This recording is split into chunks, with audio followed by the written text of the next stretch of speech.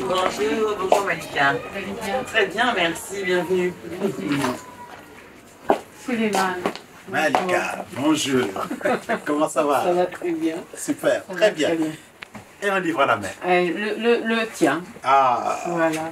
magnifique. 1000 ans de contes. Ouais. Alors on va en parler de ces 1000 ans de contes. Oui, bien sûr, avec plaisir. Ouais. Tu vas nous raconter et te raconter aussi. Absolument. Parce qu'avant d'être écrit, ces contes sont d'abord racontés oralement et après on écrit d'une manière orale qu'on puisse les raconter oralement. Mais comme dans tous mes contes, ce qui m'intéresse le plus, c'est ce qui réunit les hommes et les femmes de ce monde, l'universel, l'universalité. Donc je pars des traditions, je pars de l'intimité des hommes pour aller vers l'universalité. C'est ça qui est intéressant. Du local à l'universel. Du local à l'universel. Voilà. Eh bien, allons-y. Allons-y. Ce travail particulier sur lui, comment tu écris? Alors, en fait, les histoires sont déjà, la plupart des histoires écrites, ce sont des histoires que je raconte d'abord. D'abord, je me raconte l'histoire, hein, tout seul, voilà. Je la raconte plusieurs fois, en wolof ou en feu, et après, je me dans la tête, c'est ça, c'est un mystère en fait pour moi, je ne sais pas. Les psychologues pourront l'expliquer, mais moi je ne peux pas. À chaque fois que je commence, la marque m'intéresse. C'est pour ça que les phrases comme l'une de pouvoir poser, c'est des choses qui se traduisent. Et quand on connaît ces histoires, on peut trouver un peu partout ces genres de systèmes.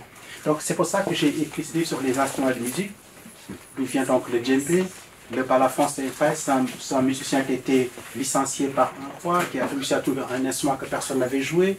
Donc c'est vraiment les histoires d'origine des instruments. Voilà, c'est tel que la mythologie, parce que l'explique, parce que dans la mythologie, dans l'ethnomusicologie, tous les instruments les hommes n'ont créé aucun instrument de musique. C'est incroyable. C'est-à-dire que quand on parle de la Perse antique, de la Grèce antique jusqu'aux Hittites de Turquie, tous les instruments, probablement, ce sont des dieux, ce sont des génies qui les ont inventés. Et donc on se pose la question, mais pourquoi on attribue les sons, les instruments, non pas à des hommes, mais à des dieux? Mais parce que c'est la magie des sons et de la musique qui fait ça. Qui fait que quand on joue sur du bois, un balafon pentatonique, c'est des bouts de bois, ting, ting, ting, ting, ting, ting, ting. On voit que le tronc d'arbre est là, que le fabricant, lui, il écoute l'arbre. Est-ce que cet arbre-là a un son ou pas? Ça devient tellement magique. On dit ça, ce sont les dieux. Mais oui, quand on ne peut pas expliquer. Voilà, et c'est comme ça que dans la mythologie des instruments, et dans le son, dans le souffle. C'est vrai, quand je prends mes doigts, je fais... Bon, on a l'impression qu'il y a un instrument à côté. Pas du tout. C'est là. Mais comment on ne pouvait pas l'expliquer?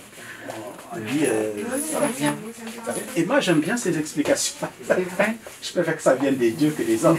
C'est plus sûr. Donc ce sont des mythologies qui sont liées aux instruments de musique. Tu as été professeur? Oui, j'ai enseigné un peu.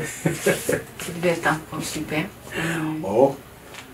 On devait venir dans ta classe volontaire. Non, c'est que j'utilisais toujours la légende.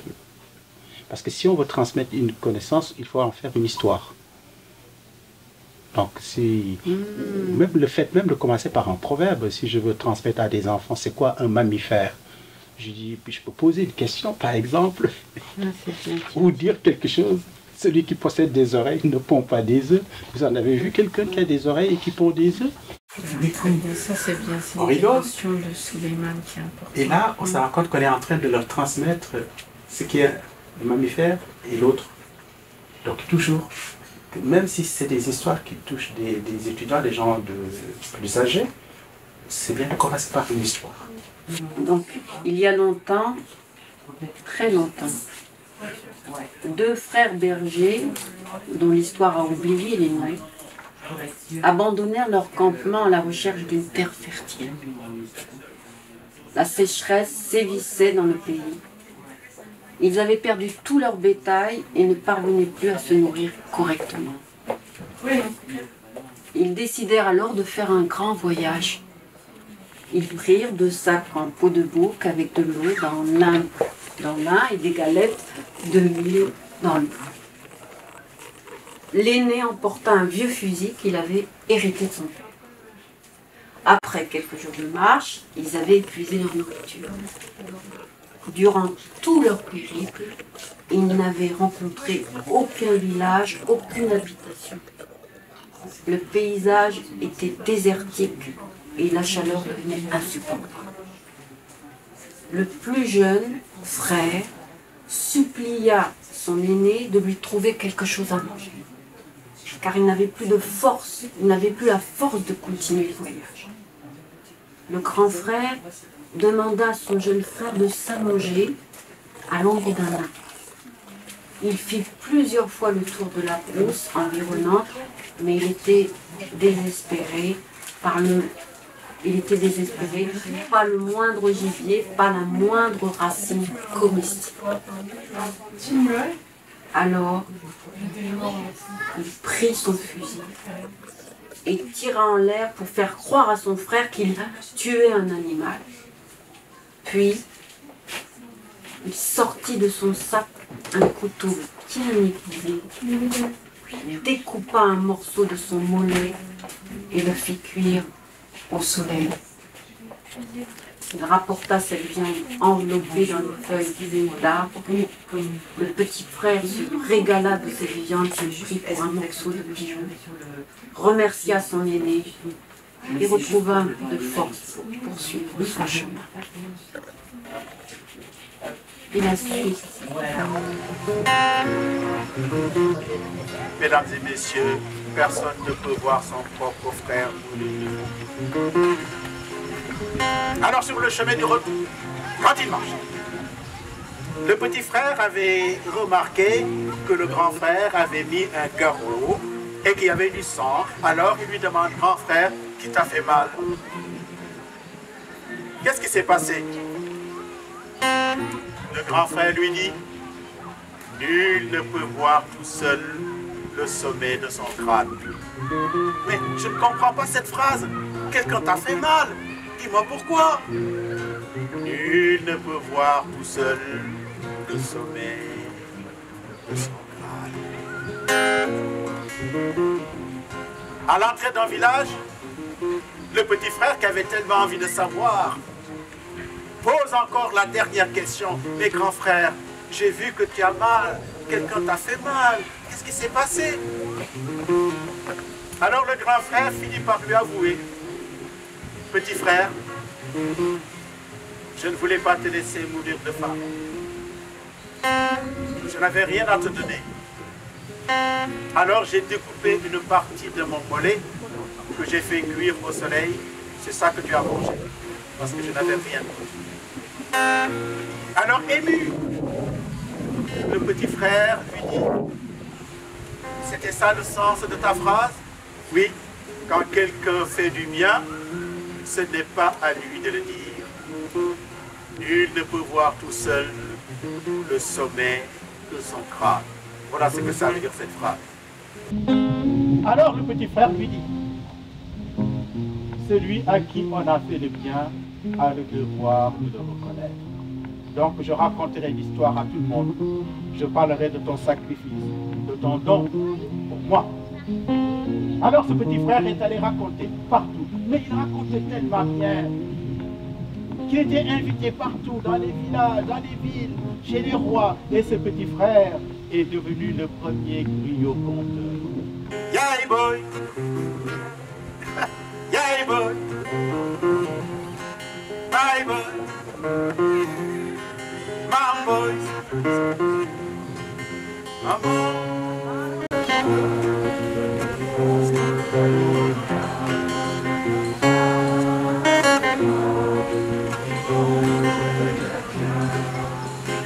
Et c'est C'est ainsi qu'on nous a transmis l'histoire du griot. Le griot vient du mot rio, rio qui vient de criado, du portugais. Ce sont les premiers qui ont transcrit le mot griot, criado. Plus tard, 17e siècle, le gouverneur du Sénégal, le cour, transforma le mot criado en griot. Mais pour les Africains de l'Ouest, Djeli, qui veut dire le sang, Gewel, celui à qui il faut faire l'espace pour qu'il puisse raconter des histoires. Maintenant, vous savez d'où viennent les conteurs. Alors on nous dit que ce petit frère est parti, il a voyagé, il a fait des enfants qui ont fait des enfants, donc on les retrouve partout jusqu'en Chine, et même jusqu'à chez vous, les conteurs d'ici sont les descendants. Regardez, au premier coup d'œil, ça ne se voit pas, mais si vous regardez bien, vous verrez que ce sont aussi des griots. Yay boy, bye boy, bye boy.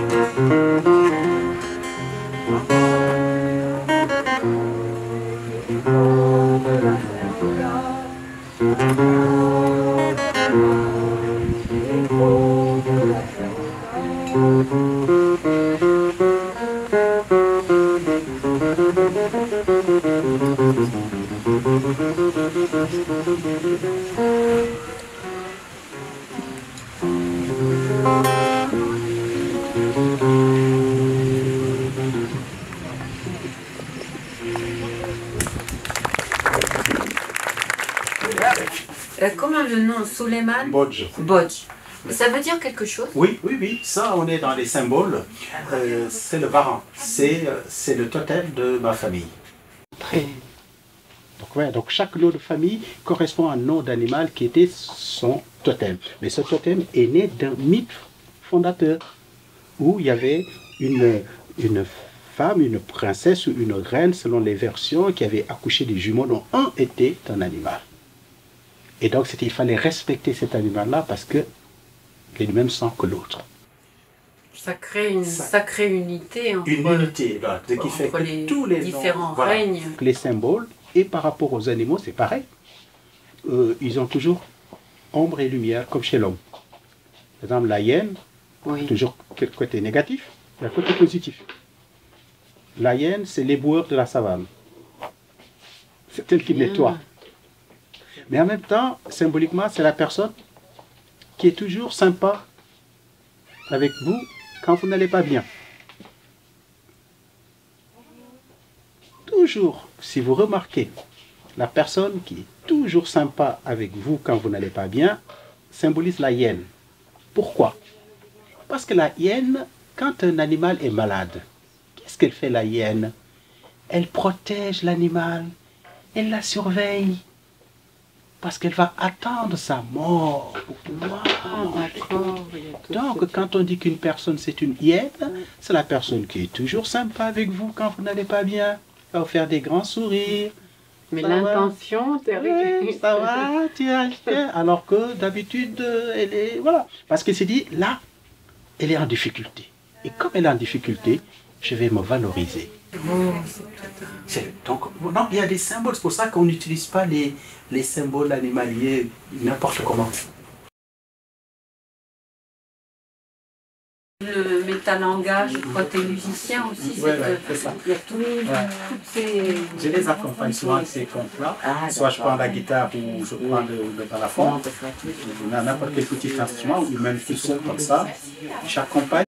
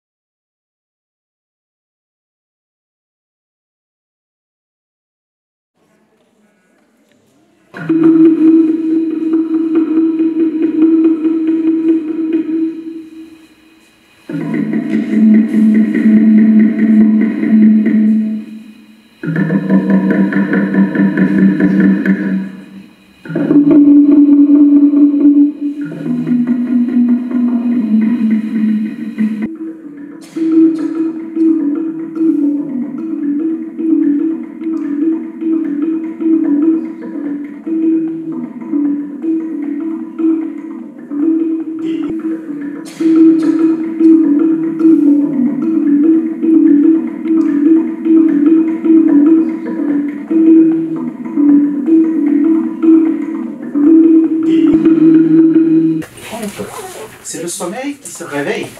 Je dis, moi je suis le plus fort parce que tout le monde a besoin de moi. Tout le monde a besoin de dormir et moi je n'ai pas de crédit. Je ne fais pas de crédit. Quand je viens voir, tu dors. Donc il se met à danser et du coup il réveille. Eh bien, le souci qui lui était endormi. Le souci lui dit, ben moi je suis beaucoup plus fort que toi. Parce que quand je suis là, plus personne ne dort tranquillement. Et tout le monde peut avoir des soucis, soit des petits soucis ou des grands soucis. Qu'on soit riche ou qu'on soit pauvre. Donc je suis plus fort.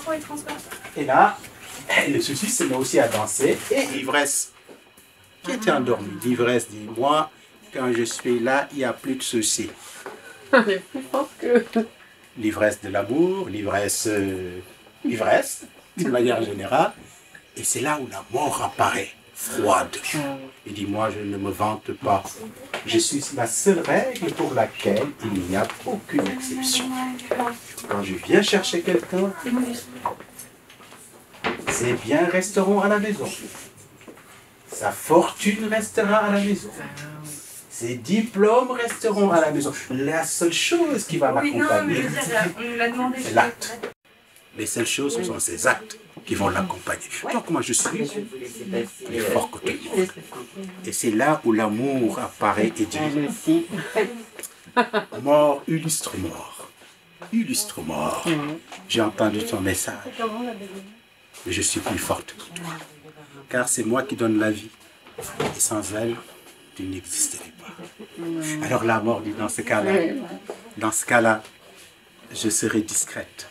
Je vais serrer le temps aux hommes et aux femmes de dire leurs sentiments et surtout de dire les choses avant que ça soit trop tard. C'est depuis ce jour, elle est devenue comme ça. Discrète.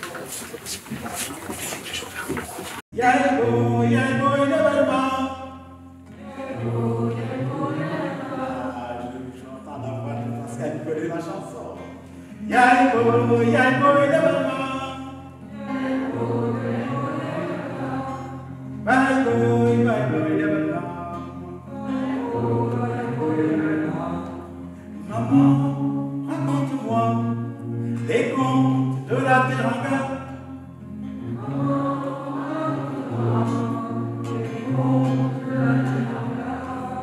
Papa, raconte-moi les contes de la Teranga.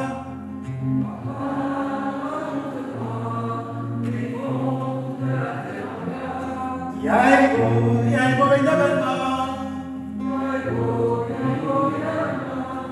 Bye, bye, boy, never know. My boy, never know.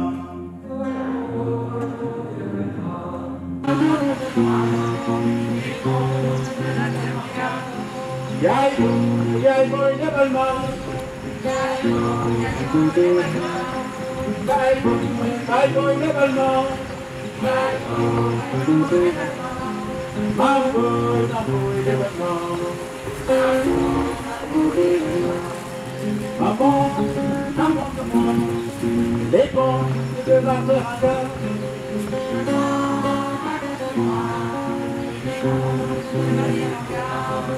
Papa, raconte-moi les bons de la Teranga.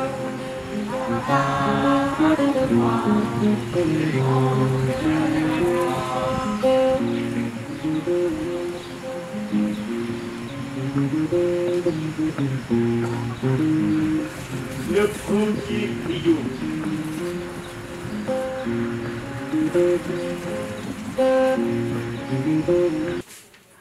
On va écouter. Oui. On va écouter, on va goûter, écouter.